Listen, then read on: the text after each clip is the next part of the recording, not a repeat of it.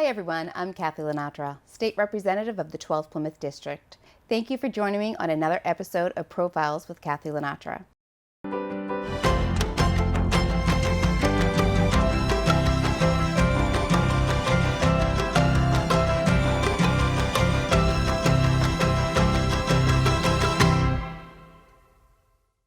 There has been so much focus on the current and ongoing COVID-19 pandemic that it is easy to overlook another public health crisis that has been taking the lives of loved ones for years, the opioid epidemic. Last year alone, 2,104 residents of the Commonwealth lost their lives to an opioid-related overdose. Sadly, the 12th Plymouth District has not been immune to this public health crisis. Today, I want to introduce you to someone who tragically lost their son to the opioid epidemic, but has courageously turned that loss into a mission to work to end the opioid epidemic. Anthony LaGreca. Thank you for joining us today, Tony. You're welcome, Kathy. So glad for you to come in. You're my first guest, too. First guest in the studio, so I'm pleased to have you here. I'm glad to be here. Thank you. Let's get started. So, do you want to explain to our viewers the origins of the public health crisis that is the opioid epidemic and how we got to where we are today? Yeah, it goes back to 1995. Little company called Purdue Pharma in Stamford, Connecticut, had a CEO, and still does, named Richard Sackler. And Richard Sackler found that he could utilize an opioid called oxycodone and OxyContin as a pain management drug. And he claimed that to the government that we were undermanaging pain in this country. And so he pushed his product heavily. And originally, OxyContin was designed for end-of-life care. So only people who should have ever gotten it were people with cancer who were terminally ill, in severe pain. And that is totally a good idea. But what Richard Sackler did was get him to change the packaging so that, and convince doctors everywhere that even minor surgery, they should have opioids after the surgery to get the pain to zero. And the end result, of course, is hospitals realized that if the patients were on opioids and their pain was even disguised, they could get them out of the hospital and make available the bed for the next one. And there's a lot of surgeries where the Medicare and Medicaid, they pay for a certain amount of days. Mm-hmm. If you keep a patient in the bed for 3 days and you're supposed to keep them for 5 because you can fill them with opioids and get them out, mm-hmm. The hospital could sell that bed to somebody else. It's just like a hotel. Yeah, it's just like a business. But you get paid for 5 when you only need 3, you know. So everybody kind of went along with this thing. Mm-hmm. And Richard Sackler was asked several times, well, what about the addiction problem? And he's told all his sales force, just ignore it. If somebody gets addicted, that's because they're abusing the drug. And that's really not the case. The case is the drug abuses the patient. The patient doesn't abuse the drug. And the reality is opioids are about 35% of the people that take opioids for any length of time will be addicted. And that's a really unsafe percentage. It's a very high percentage. Very high percentage. Yeah. And in my case, I didn't know what an opioid was. Never heard of it. My son got a football injury. We took him to Milton Hospital. He was playing for Curry College. And the doctor gave us a prescription, and the prescription was for 100 oxycodones at 10 milligrams, take 3 or 4 a day as needed. And wow. Yes, and within 2 or 3 weeks, they say, 2 things happened at the same time. One is that he was told he could never play football again because the injury could cause him paralyzation if he continued because of the damage to his neck. And at the same time, we gave him something that made him high, made him feel better. And, you know, you never know who that person is that has the addiction gene that's going to go for it. Some people get opioids and they take 1 or 2 and they makes them feel very uncomfortable.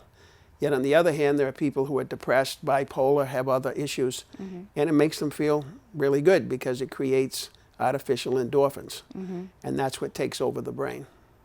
Wow. You know, and so if I had known better, mm-hmm. I would have never filled the prescription. but I was never advised by the doctor or by anybody that this was a highly addictive narcotic drug. You know, so since you brought that up, let's bring up the bill that you've had filed. So the bill is House Bill 3796, and it's an act relative to patient assessment and notification prior to prescribing certain medications. Can you tell us a little bit about that bill?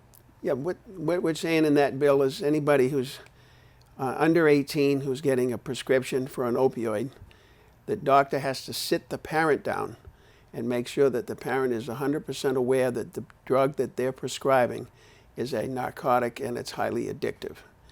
And we've actually passed that bill, FedUp has, in 18 other states. And we found that addiction amongst teenagers with opioids has decreased tremendously because the doctors aren't prescribing them anymore because they don't want to sit down and say that to their parents, you know. And the biggest thing is that children have undeveloped brains. Mm-hmm.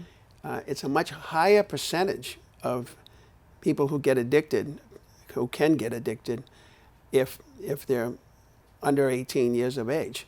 And one of the biggest things is the dentist, almost 99% of the time for the last 15 years, have been prescribing Percocets to anybody who's getting their teeth out. That's right. When they're doing the wisdom teeth thing. Mm-hmm. And in my kind of like individual case study from working at Hope Floats and talking to parents who have lost children, 35% at least, 40% started with Percocet when they got their teeth out. And they're usually teenagers that get their wisdom teeth out. That's right, 16, Under the 17. 18, yeah. Yes. It's so frightening to me as a parent of 4, but I have two. My daughter's a competitive athlete. I think I shared that with you. And I'm bringing her to the doctor again today for an injury that she has in her hand. And she's constantly has injuries. So you have to really, this bill is so important. It's so important being in that world of gymnastics and all the injuries that these girls have and boys as well. You have to be very careful what doctors that you're going to and to make sure that they're really explaining things, because it is frightening. Everything's so competitive these days. Sports are so competitive at a very young age. And it's not only the kids that are competitive, it's the parents that are competitive for their kids. So it's very scary. So it's a very important bill, and I'm going to watch it. I'll watch it. Thank you. But I also want to talk about, you just mentioned FedUp. Can you tell us a little bit about your work with FedUp, a coalition to end the opioid epidemic? Yes. So I joined FedUp. Actually, they recruited me, is a better way of saying it. FedUp had a march in Washington, D.C. about 5 years ago. And that was the first time I went down, maybe 6 years now. I went down to Washington, and they asked me if I would be willing to speak about my situation with my son and why I was there. And they found out right away that I'm kind of loud, kind of aggressive because of my business and sports world that I've been a part of. And of course, losing a child, you go through different phases and I was in the angry phase. And I'm like, why does this have to happen? It should have never happened. And it's like, you know. And so after my speech, they recruited me. And what basically FedUp does is we watch for all the medication that's coming up in front of the FDA. Anything concerning opioids, we're following it to see why are they trying to put this drug on the market. If you remember, Opana was one of the ones that they put on years ago and got that taken off, you know, and so, because we could prove. Now, most recently, believe it or not, there are people who are taking 3 or 4, let's say 20 milligrams of oxycodone at a time because they've got supposedly high degrees of pain. And now they were trying to pass a bill where they had 100 milligram pills. Wow. So people wouldn't have to take so many. Well, if somebody had never taken an opioid before and they went in and they saw them in the medicine cabinet and they said, oh yeah, she takes this for pain, and somebody popped 2 thinking they're like aspirin, you'd die in about 5 minutes. Wow. And we are totally opposed to something like that where they have a drug that is potentially deadly with small doses.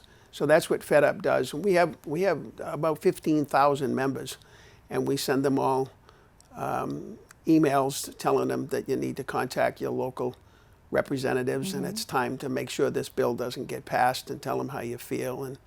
And then we had just recently, Janet Wilcox was the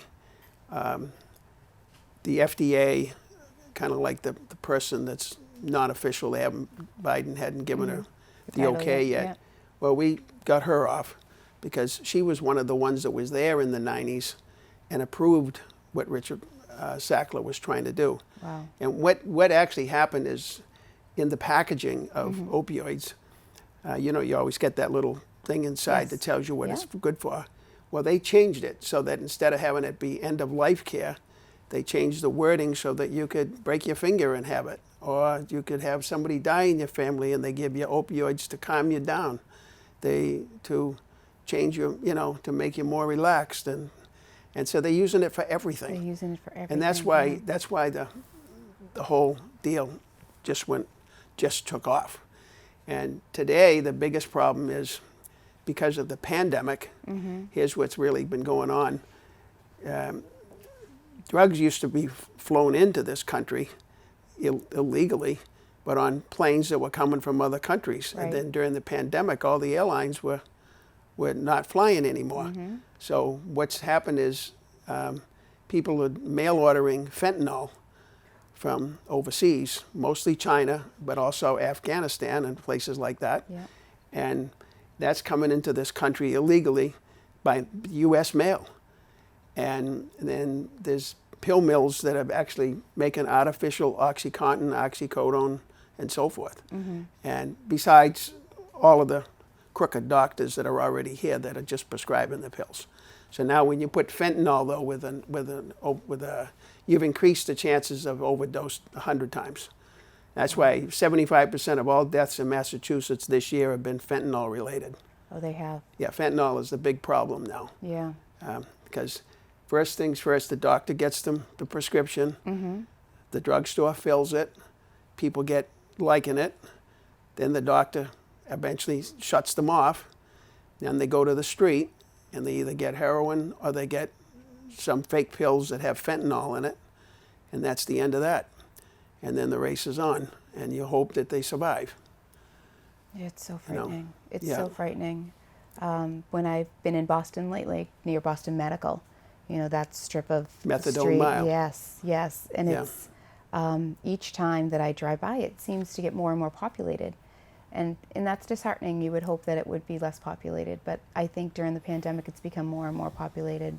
And if you'd seen how many people on Methadone Mile who have died in the last every month, you'd wonder how come there is not anybody there. But these are all new people you see all the time. This thing just is it's an overreaction. So mentioning that, one of the things that I'm also advocating for is safe injection sites. And the town of Somerville is really doing some serious work on it, and I think they're going to do it. And the first time I heard about it, I was like, are you kidding? You're going to let somebody sit down and shoot heroin in front of you? Well, here's the facts, though. 90% of the people who are addicted can't get into recovery because we don't have a medical system like they have in other countries. Correct. So they have to pay for recovery. And I just had a friend of mine in a place in Cohasset. It was $20,000 for a month. For a month. For a month. There's not many people that can afford that. No. That's right. So anybody who's on the lower end of the income scale, and I mean not too much, even if you're making $80,000 a year, how long can you go at $20,000 a month? Right. So they don't get into recovery. So now what do? They shoot up in the alleys, in the basements, wherever. In Canada, in Vancouver first, they were picking up 4 people a day off the street that were overdosing in one area neighborhood. And it was expensive. It was having the first responders. Imagine picking up bodies day in and day out. Yeah. It had wear and tear on them. It does. And due to all of the cost of it, sending out an ambulance and all of that, they decided to open up a safe injection site. And they have a nurse, they have a doctor, they have equipment that can test your drug. That's the most important thing. They see heroin, they can tell if there's fentanyl in it. It's just like those strips, just like you're doing a COVID test. It's the same idea. But the other big advantage is they get to talk to the people who are addicted. And over time, 75% of them have ended up in recovery. That's a large percent. That's right. Yeah. And we've gone from, in Vancouver and now in Toronto, the number of overdoses on the street are just gone. And no one has ever died in a safe injection site from an overdose. Really? And they've been going on for 2.5 years now. So they have, because that is a very controversial bill in the House. I can say that. It's been brought up several times, and we do get a lot of letters on it or emails on that. And I've never heard it described that way. I've never known someone that's lost someone to a child to an opioid epidemic and explain it to the way you did. So Yeah. I'll be able to speak to that now when I have emails. So thank you. Oh yeah, definitely. Yeah. We need to Yeah. make people aware. And the problem is the stigma. The stigma. I mean, Governor Baker is opposed to the safe injection sites because heroin is illegal. It's a federal crime to have possession of heroin. So and he just won't do it, and he won't. And he doesn't understand, or maybe he does, but he's not willing to go the route. I mean, the old mayor, help me out, Mayor Walsh. Mayor Walsh. Yeah, Marty. he was in favor of him. He was in favor of him, and the mayor of Somerville and the city council of Somerville, they're all in favor of it. Yeah. And Rhode Island just opened one. Oh, did they? Yeah, they just opened one. And if you look at the outside, it looks like the Christian Science reading room. Yeah. You would never know, you know. And they have the big stigma is, we just recently did the vigil in Brockton, and we had 396 faced children, young adults, on the slideshow. Wow. And these people all died. Most of them, I'd say 90% of them were from Plymouth County. Yep. Okay, and we had 396 names. I actually read every one of them on the radio. I read each name. And if you looked at these kids, you would think they were the top students in every school. These were normal, everyday people. These aren't the typical old 1960s druggie, you know, in the back of the jazz room or something filled with smoke. That's not the way it is. No, it's not. These could be anybody's child. That's what people need to understand. They could be anybody. And most of these kids, I actually knew about 100 out of the 400 names because I know their parents through either Hope Floats or the Grasp group, you know. So you look at them and they could be your next door neighbor. They could be your child. They could be your nephew or your niece. And they are somebody's nephew and niece. And these aren't numbers. These are human beings, you know. And it should, you know, see, in the old days, an epidemic or a pandemic comes as like a, how would I say it, you know, it's like a virus. Well, this epidemic comes in a bottle. And you get it at Walgreens and CVS.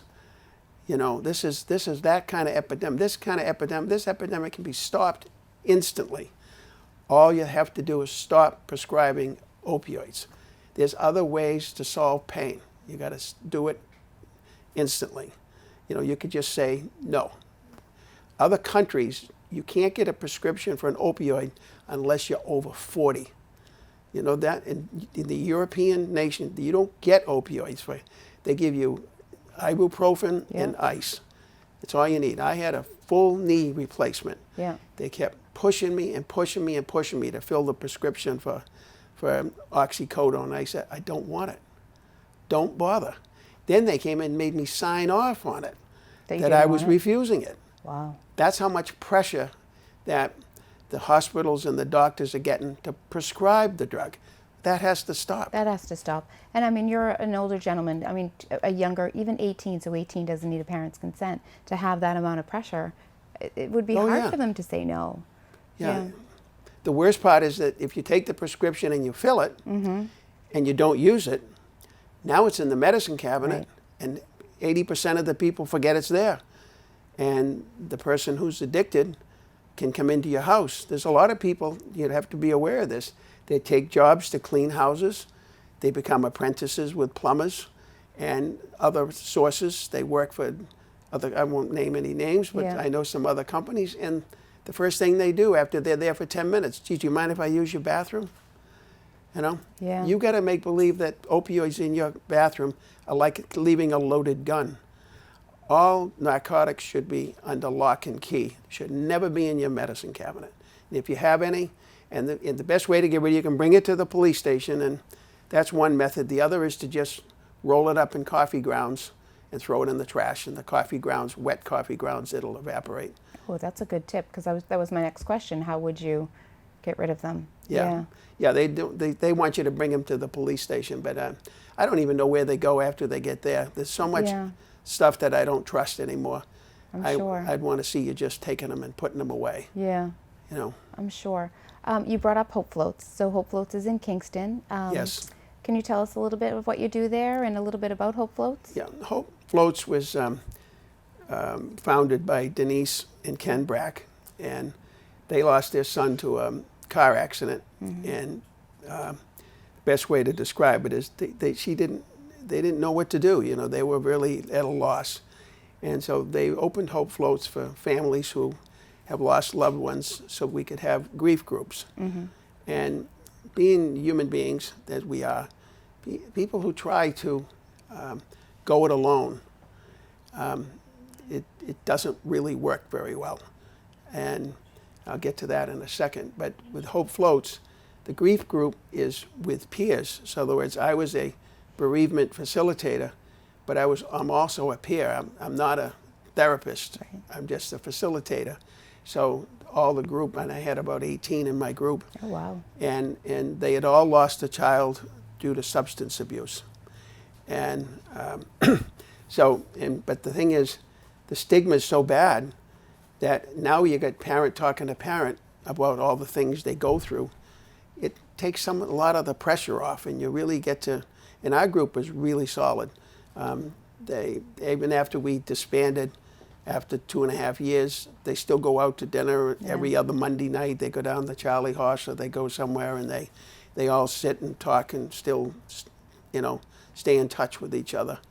And nice. It's really good. And there's also other groups for if you lost your spouse, lose your sibling, and there's a variety of other groups. And the way it works is you call the number on the website, and Denise will interview you and decide whether you're ready yet or not. Oh, that's interesting. It's very important because some people within 4 or 5 weeks are not quite ready for the group thing yet. And you're going to go through different phases. Right. And, and since I've done that, I'm doing men groups as well on Zoom now. And I did another thing called GRASP, which stands for Grief Response After a Substance Passing. And I did that for the Brockton, the older Brockton mayor, one that passed away. Yeah. And I used to do that. And instead of just having parents, I had spouses, I had everybody. And in fact, I can remember one weekend, I never seen anything like it. There were 12 women that showed up that were all due to get married. And there was a bachelor party. And everybody at that bachelor party did drugs that had contained fentanyl. And all the young guys, every one of them died. Oh, that's so tragic. They all died in different towns because they're all from all over the place. Right. But they figured it out that it was from a batch of false Oxycontins that were laced with fentanyl. Oh my and God, there was tragic. like when all these people just started coming in, it was like overwhelming. Yeah. You know, and yes, a couple of them I actually had to. We got to the point where I couldn't let them leave because they sounded suicidal to me. So when that happens, you call 911, and they have to have intervention. You can't let them go if they have a method, if they have a plan. You can't let them go. You have to intervene. You have to hold them until you get some kind of professional help for them. Well, grief hits people in so many different ways, and if you plan on marrying the person that you love the most, you plan on getting married, and to have that disappear suddenly. Yeah. I don't know. That's very tragic. Awful. The one thing I would like to say, though, out of the 18, I had 16 of the 18 were women, and only 2 men, and me being one of the 2 men. And one of the things in this country we have a problem with, we call it John Wayne syndrome. Yes. Men are tough. They're going to handle it. I can do it. I don't need anything. You know. Well, that's not true. because right now men between ages 52 and 60 are the highest rate of suicide in this country. They are, yes. Yeah, so we have to, men out there who are watching the show, you know, you have to, you know, let's get in a group and talk it out. You can't go it alone, because you'll go it alone, and when you make that decision to do it on your own, it might be the last decision you ever make. And that's not good for the other loved ones that are left behind. That's the right. worst thing. You know, you've lost your son or your daughter, and now your wife's going to lose her husband. Not a good plan. It's not a good plan, and tragically, that happened to a friend of mine. They lost their son, and her husband couldn't deal with it, and he lost his life by suicide. So I've seen it, and it is. I was just going to ask that, is it the stigma of men, the John Wayne syndrome? But I'm hoping with the new generation that that's kind of changing.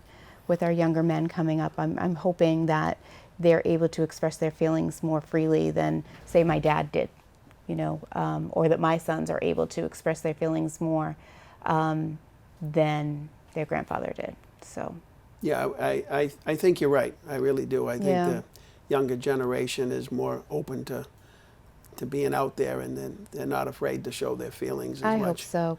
Yeah, we just have to, and we just have to, you know, if somebody knows anyone who's lost a child, be very careful how you talk to them, but do talk to them, and let them talk. That's the big thing, you know. Don't go up to them. I mean, I'll just tell you some of the awful things people say. Aren't you over it yet? Yeah, that's what. You never. Well, think about it. In America, if you have a child dies, you only get 2 weeks off for bereavement. You can't go back to work in 2 weeks. That's not No. even realistic. No. You can't even. You might not even be able to drive in 2 weeks, because you're going to hear a song or something on the radio, and you're going to burst out. You know, it's not safe. You know, people need to understand that this is a forever thing. It is a forever You've now thing. joined the club. I mean, Yeah. I just did a show on 9/11, and 20 years later, you know, and I would like to mention, 10 years later, I watched a guy who said that he had lost his wife and his brother in the World Trade Tower on the same day, you know, and he said that for a year, everywhere he went, he was carrying this huge boulder on his back. Yeah. And he said, after 10 years, he said, the boulder's still there, but my back's just a little stronger. You know, so Yeah. he's learned to live with it, but doesn't mean it went away. No. You're just learning to live with it.